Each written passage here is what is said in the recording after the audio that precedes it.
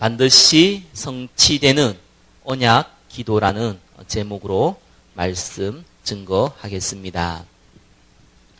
대부분 감당하기 어려운 일을 당하면은 처음에는 해결하기 위해서 이런저런 방법, 노력을 합니다.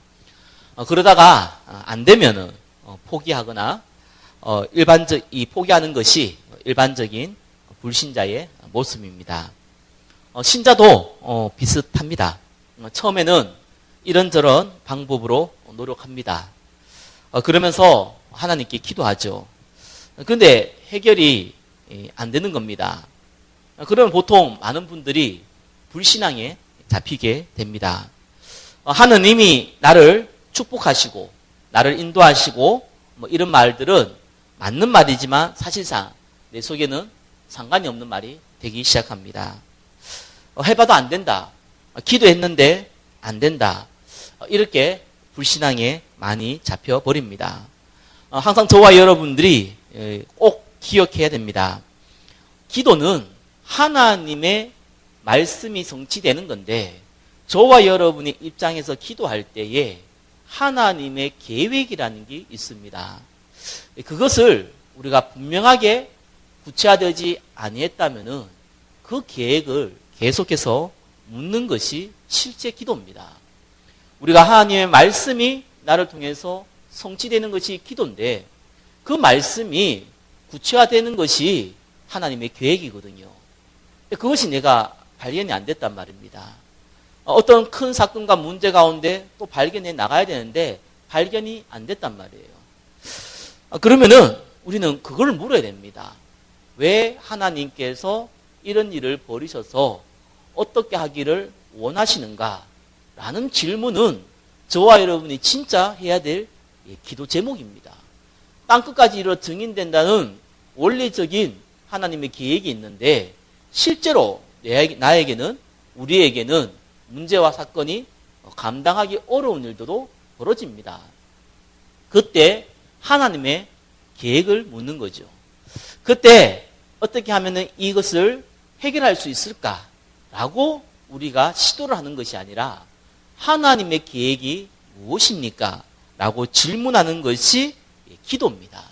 그래서 우리는 그걸 보고 구체화되어진 언약 기도라고 합니다.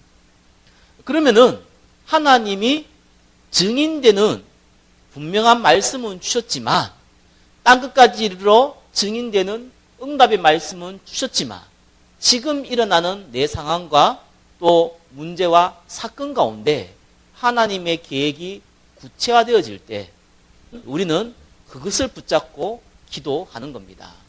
그러면은 반드시 성취되게 되어 있습니다. 오늘 본문에 나오는 히스기야 왕도 마찬가지입니다. 아수르 왕 사네립이 18만 5천이라는 대군을 데리고 이스라엘을 이제 멸망시키기 위해 쳐들어왔습니다. 이때 이 히스기야 왕은 이런 방법 저런 방법을 통해서 해결해 보려고 몸부림칩니다. 그런데 해결이 안 되는 거예요. 이때 아수르 왕이 하나님 여호와 하나님을 모욕하는 그 서신을 보낸 겁니다. 이때 히스기야 왕이 그 서신을 보고 너무나 화가 나고 너무나 부끄럽고 또 어쩔 수 없는 자기의 상황을 가지고 하나님 앞에 이 편지를 펴놓습니다. 그리고 나서 하나님 앞에 이 서신을 하나님께서 보시라면서 기도를 하게 된 것이죠. 히스기야 왕이 분명한 것은 자기가 알았든지 몰랐든지 하나님의 계획을 붙잡았어요. 그래서 그 말씀이 성취되는데 오늘 본문을 통해서 저와 여러분들이 하나님의 계획을 붙잡고 기도하는 사실적인 응답이 받기를 예수 그리스도 이름으로 축원합니다. 첫 번째는 반드시 알아야 하는 문제의 원인과 올바른 답입니다. 모든 문제의 원인은 하나님 떠난 데서 왔습니다. 자, 그런데 지금 불신자 얘기를 하는 것이 아닙니다. 구원받은 하나님의 성도를 얘기하는 거거든요. 구원받은 하나님의 성도가 우상 숭배를 하고 구원받은 하나님의 성도가 이 세상의 정욕과 안목의 정욕을 쫓아가고 구원받은 하나님의 성도가 하나님과 상관없는 인생을 살아갈 때에 반드시 그 본인과 그 주변은 재앙이 임하게 되어 있습니다. 이스라엘 백성이 재앙이 임했거든요. 그때 히스기야 왕이 왕이 되었어요. 그러고 나서 히스기야 왕은 그 이후 이스라엘 백성이 하나님을 떠나서 이스라엘 백성이 우상 숭배하고 하나님이 주신 메시아의 언약을 잃어버리고 있다는 것을 히스기야 왕은 처음부터 알고 있었습니다. 그래서 히스기야 왕이 개혁을 시작한 거예요. 저와 여러분들이 예수님 믿는 것이 무엇인지, 그것이 어떤 비밀을 갖고 있는 것인지, 우리의 사명과 소원이 무엇인지 모르고 있다가 우리가 어느 날 알게 된 겁니다. 어느 날 은혜로 알게 된 거예요. 그래서 우리가 예배 속에 들어오고 기도 속에 들어오고 훈련 속에 들어오게 된 겁니다. 자, 이렇게 행했던 것이 히스기야 왕이었어요. 일본의 일본 보면은 하나님 앞에 정직하게 행하였던 히스기야. 예. 열왕기하 18장 3절에 보니까 여호와께서 보시기에 정직하게 행하였더라. 이리 나옵니다. 열왕기상 18장 4절에 보니까 그의 전후 유다와 여러 왕 중에 그러한 자가 없었더라. 이리 나옵니다. 히스기야 18장 6절에 보니까 이 여호와께서 연합하여 그에게서 떠나지 아니하고 여호와께서 모세에게 명령하신 계명을 지켰더라. 이리 나옵니다. 7절에는 여호와께서 그와 함께 하심에 그가 어디로 가든지 형통하였더라. 이렇게 나옵니다. 요셉이 기억나죠? 요셉이 가는 곳마다 하나님이 함께 하였더라. 히스기야 왕이 가는 곳마다 하나님이 함께 하였고 형통함을 주었더라. 히스기야는 여호와 앞에 정직하게 행하였더라. 히스기야가 개혁을 한 거예요. 그러면서 일본에 이번 보니까 우상을 제거했습니다. 이스라엘 백성이 이 우상 숭배에 빠져 있을 때 히스기야가 우상을 다 제거해 버렸어요. 그리고 나서 하나님 앞에 예배 드릴 수 있도록 이스라엘의 이 종교 개혁을 일으킨 것이죠. 쉽게 말하면 우리 같으면은 우리의 인생의 목적이 세상의 욕심을 따라가다가 전도와 선교로 바뀐 것과 똑같은 것입니다. 1번에 3번 보니까 아수르를 섬기지 않았던 히스기야였어요. 근데 이 이스라엘 백성이 그뿐만 아니라 하나님이 택한 이스라엘 백성이 강대국, 이 아수르, 그때 당시에 애굽보다, 이집트보다 더 힘이 막강했던 이 아수르, 세계에서는 아시리아고 나오지요. 이 아수르에게 조공을 바치고 있었거든요. 이 끊을 수 없는 이런 이 주종 관계에 있었던 것이 이스라엘 백성입니다. 그러니까 히스기야가 아니다라고 한 거예요. 우리가 아무리 연약하지만 하나님이 우리를 불렀다. 우리 민족은 지금 메시아를 기다리는 민족이다. 만왕의 왕이신 유일하신 하나님이 우리가 섬기는 하나님입니다. 우리가 어떻게 저 하나님을 믿지 않는 저 민족에게 조공을 바칠 수 있겠냐라고 해서 조공을 끊어버렸습니다. 저와 여러분이 사단이 틈탈 수 있는 정욕과 안목의 정욕과 이생의 자랑의 그 통로를 끊어버린 거예요. 이렇게 결단을 해버린 겁니다. 당연히 하나님의 축복이 임하지요. 자, 2번 보겠습니다. 하나님의 언약을 잡고 하는 기도입니다. 자, 이렇게 나름대로 저와 여러분보다 훨씬 더 신앙생활을 잘하고 있었던 히스기야 왕인데 큰 어려움이 닥친 겁니다. 어떤 어려움이 닥쳤습니까? 아수르 군사 18만 5천 명이 쳐들어온 거예요. 이때 이 남쪽 유다, 히스기야 왕은 북이스라엘이 아니고 남유다의 왕입니다. 이 경기도 반도 안 되는 이 조그만한 남유다의 왕인 히스기야 왕이 굉장히 당황을 한 겁니다. 18만 5천이면은 지금으로 봐도 어마어마하게 많잖아요. 그때 당시에 이스라엘 백성 그것도 남북으로 나눠져 가지고 북은 좀 크지만 남쪽은 유다. 경기도 반도 안 되는 그 조그만 곳에 있는 나라에 18만 5천 명이 그것도 군인이 쳐들어왔으니까 얼마나 당황스러운 일입니까? 그래서 2분의 1분에 보니까 아수르가 쳐들어왔을 때 당황한 히스기야입니다. 13절에 아수르의 왕 사네립이 올라와서 유다 모든 견고한 성읍들을 쳐서 점령하매 이 유다 땅이 조금씩 성들이 있단 말이에요. 그걸 이제 주변을 일단 다 이제 점령을 해버린 거예요. 저와 여러분 잘 기억해야 되는 것이 이런 일이 벌어질 수 있습니다. 사실은 히스기야 왕처럼 이 종교개혁을 일으키고 보험과 전도와 선교를 위해 살기로 결단하고 우상 숭배를 끊어버리고 사단의 틈을 끊어버린 이 이스라엘 백성의 왕인 히스기야 왕처럼 저와 여러분이 복음 위하여 오직 예수, 오직 하나님의 나라, 오직 성령 이러고 응답받고 있는데 이 사네립 왕이 18만 5천 명을 이 군인을 데리고 쳐들어온 것처럼 저와 여러분도 감당하기 힘든 큰 문제가 일어날 수 있는 겁니다. 그때 흔들리죠.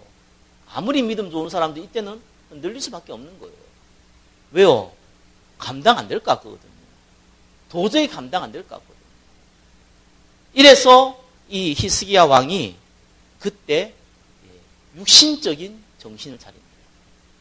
영적인 정신을 차린 게 아니고 육신적인 정신을 차려요. 이 사단이 저한테 얘기했잖아요. 이것을 먹는 날에는 네 눈이 밝아서 하나님처럼 된다 했잖아요. 근데 하나님은 안 됐는데 눈은 밝았어요. 이 선악과를 먹고 나니까 육신의 눈이 밝아져 버렸어요. 이 아수르가 쳐들어오니까 육신의 눈이 갑자기 밝아져 버렸어요.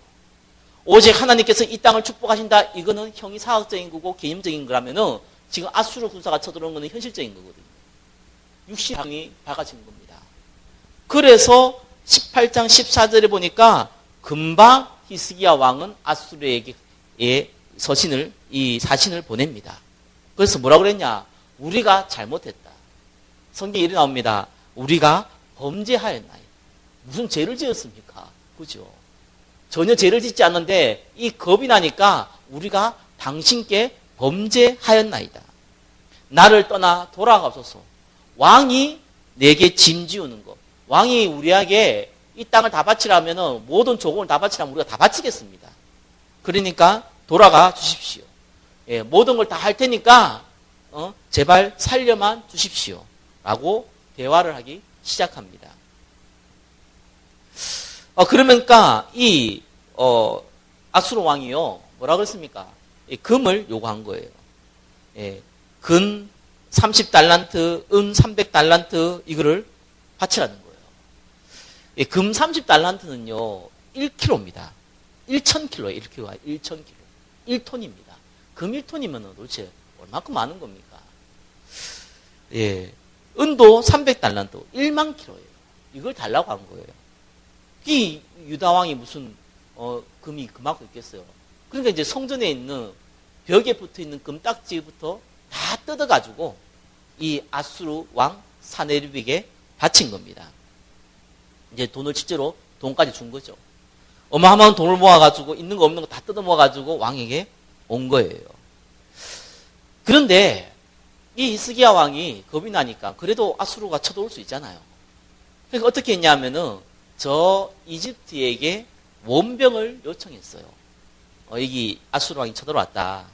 그러니까 이 이집트의 군인을 우리에게 좀 데려와 달라. 그래서 조금 막아달라. 라고 뒤에 몰래 보낸 거예요. 그러니까 이 아수르 왕 사네립이요 그걸 들어가지고 진짜 쳐들어왔어요. 이까지 안 했으면 안 쳐들어왔을 건데 쳐들어왔어요. 쳐들어왔는데 그 명분이 뭐였냐면은 그거였어요. 18장 21절 너를 위하여 저 상한 갈 때 지팡이 애굽을 의뢰하는도다. 이렇게 이제 명분이 잡힌 거죠. 네가 뭐 우리한테 뭐든 다 바치겠다고 해놓고 뒤에 몰래 감히 뒤에 이집트의 명을 요청해 네가 거짓말했다. 이래가지고 다시 쳐들어온 겁니다. 사실은 아수르 왕은 이집트를 이 유다를 완전히 정복하기 것이 목적이었어요. 그런데 이제 명분을 줘버린 것이죠. 그래서 이제 실제로 이제 쳐들어와서 이제 싸움이 이제 실제로 붙게 되는 겁니다. 이렇게 저와 여러분도 이렇게 큰 문제가 닥치면요, 본의 아니게 육신적인 해결 방법을 막 찾습니다. 그게 우리 인간의 본성이거든요. 히스기야 왕이, 그 믿음 좋은 히스기야 왕이 전혀 우리가 생각지 못한 일을 한 거예요. 이렇게 비굴하게 이제 무릎을 꿇은 거죠. 또 비굴하게 이 뇌물을 바친 거예요. 그러면서 혹시 모르니까 저게 원변까지 요청하면서 이제 외교적인 방법도 쓴 겁니다. 이러면서 이제 온 거예요. 그러니까 이 아수르 왕이 쳐들어와 가지고 이제는 서신을 통해서 편지를 줬는데 네가 섬긴 하나님 가짜라는 거예요. 많은 나라를 내가 정복했는데 그 나라의 신들이 그 나라를 보호하지 못했다는 거예요. 이러면서 여호와 하나님을 본격적으로 모욕합니다. 이때 이제 오늘 읽었던 본문이 나오는 겁니다. 이번에 이번 뭡니까? 성전에서 언약을 잡고 기도한 히스기야. 별의별 짓을 다 해봤는데 해결이 안 되는 거예요.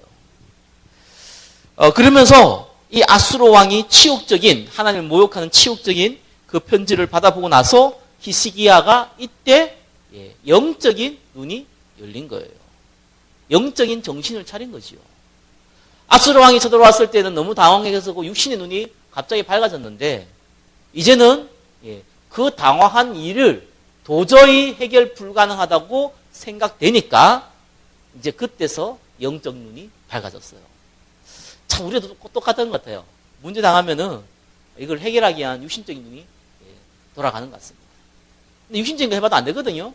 그때서는 이 불신자와 다르죠. 불신자는 낙심하고 포기하고 심지어는 자살도 하는데요.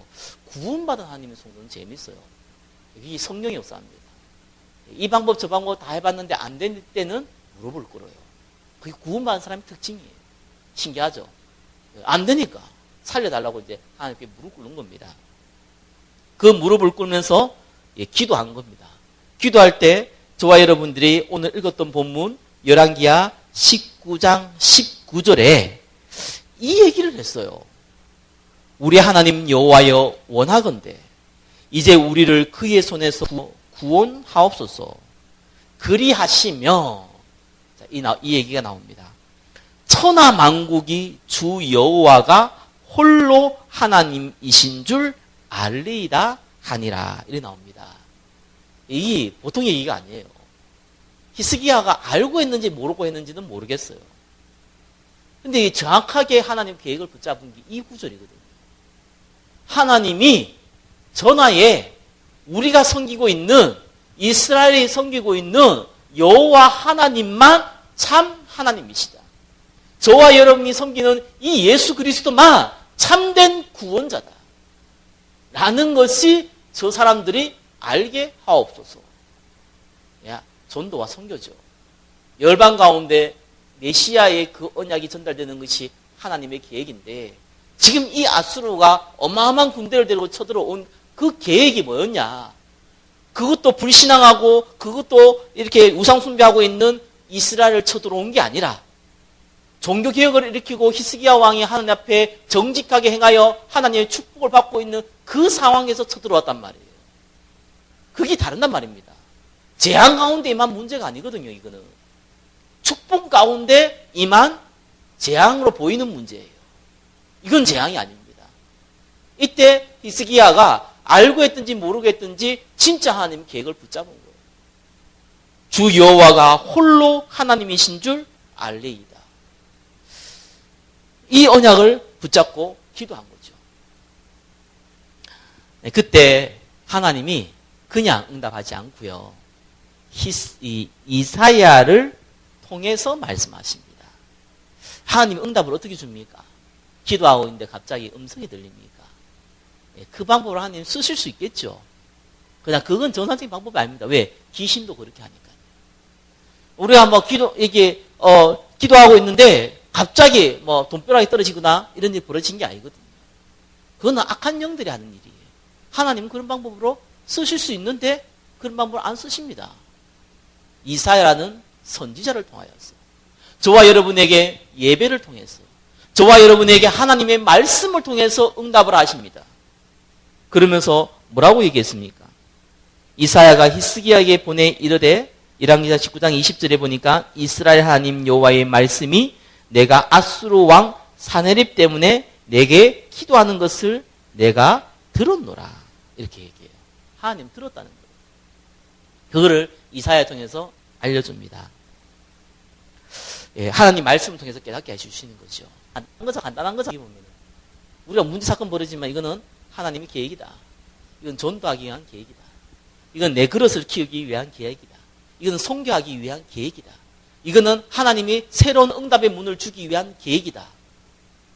아는데 실제로 그렇게 안 돼요. 우리는 인본주의 쓰거든요. 쓰다가 진짜 안 되니까 이제 이런 일이 벌어진 거예요. 그때서야 히스기야가 어떻게 보면 너무나 잘 알고 있었던 하나님의 계획, 만군의 여호와 하나님께서 홀로 영광받는 하나님의 계획, 너무나 알고 있었던 하나님의 계획, 그렇잖아요. 근데 그거는 당황하니까 못 깨닫는 거예요. 너무 당황하니까 이제는 해결할 수 없으니까 그때 영안이 밝아졌어요. 하나님만 홀로 하나님이시다. 오직 예수 그리스도만 오직 하나님이시다. 그분에게 이 복음을 증가하는 것이만 오직 하나님의 계획이시다. 이걸 깨달은 거예요. 깨달은 겁니다. 그리고 하나님 앞에 기도한 거거든요. 그 기도가 언약 기도예요. 당연히 하나님 말씀으로 응답해 주시죠. 2분의 3번 뭡니까? 이사야를 통해 말씀하시고 18만 5천을 죽인 하나님. 예. 성경은 18만 5천 명을 친지라, 쳐 죽인지라 이 말이거든요. 쳐 죽여버렸어요. 그것도 여호와의 사자들이 아니고요. 여호와의 사자가 단수입니다. 천사 한 명 보내가지고 18만 5천 명 죽여버렸어요. 이렇게 해서 말씀이 성취됩니다. 하나님이 하시는 게 제일 빠릅니다. 무슨 일이든지요. 우리가 하긴 하면은 빠른 것 같은데 느립니다. 하나님 해결하시면 느린 것 같은데 가장 빠릅니다. 이스라엘이 이 히스기야가 시간이 많아가지고 군사를 많이 일으켜가지고 18만 5천과 싸울 만큼 그렇게 군사를 일으키고 힘도 있고 능력이 있었다 하더라도 이거는 피바다가 됐어야 될 일이에요. 그런데 하나님이 단번에 끝내버려요. 이렇게 하나님이 해결하시면 굉장히 간단한 겁니다. 그래서 하나님은 우리에게 기도를 원하시는 것이 아니라 하나님의 계획을 붙잡으라는 거예요. 그 계획을 놓고 기도하라는 겁니다. 예, 3번 하나님께 온전히 자신을 드리는 기도. 이러면서 이제 하나님이요 히스기야에게 병을 주죠. 죽게 되었습니다. 3번 2번 보니까 사람을 의지하지 않고 하나님만 바라본 히스기야. 이때 모든 걸 내려놓고 하나님께 진짜로 기도하죠. 그러면 3번의 3번 이사야를 통해서 치유의 말씀을 전달한 하나님. 그러면서 히스기야에게 또한 치유의 역사도 일으키십니다. 예, 온전히 자신을 드리는 기도 가운데 이제 히스기야가 이제 응답받게 되는 것이죠. 말씀을 맺겠습니다. 언약 기도 반드시 성취됩니다. 언약 기도는 뭡니까? 우리가 전도가 선교고 언약인데 우리가 예수 그리스도 언약인데 이렇게 잡아보면 막연해요. 맞는 말이지만 틀린 말입니다. 사실 맞는 얘기인데 나와 상관없는 얘기예요. 그래서 언약 기도는 그런 게 아니죠. 우리가 실제로 주어져 있는 우리의 가정과 직장과 사업과 만남의 그 현장. 분명히 전도와 선교가 맞고 후대와 맞고 또한 정말 미래에 이 전도자를 세우는 게 맞는데 그거는 막연한 얘기고요. 왜 하나님이 우리 가정에, 왜 하나님이 내 인생에, 왜 하나님이 이런 문제를, 왜 하나님이 이런 상황을, 왜 하나님이 이 사건을 하셨느냐 라는 것을 전도와 선교의 눈으로 오직 예수 그리스도의 복음의 눈으로 보면서 하나님의 계획을 딱 찾을 때요. 그때 기도는 진짜로 응답받는데 언약 기도가 되기 때문에 그래요. 너희가 내 안에 거하고 내 말이 너희 안에 거하면 무엇이든지 원하는 대로 구하라. 그리하면 이루리라. 요 약속이 구체화되거든요. 나에게 주인 약속. 예, 그렇게 언약 기도가 성취되는 겁니다. 예, 이 응답처럼 저와 여러분도 언약 기도의 성취 가운데 인도받으시기를 예수 그리스도 이름으로 축원합니다. 기도하겠습니다. 반드시 성취되는 언약 기도 가운데 인도받게 하여 주옵소서. 살아계신 우리 주 예수 그리스도 이름으로 기도드립니다. 아멘.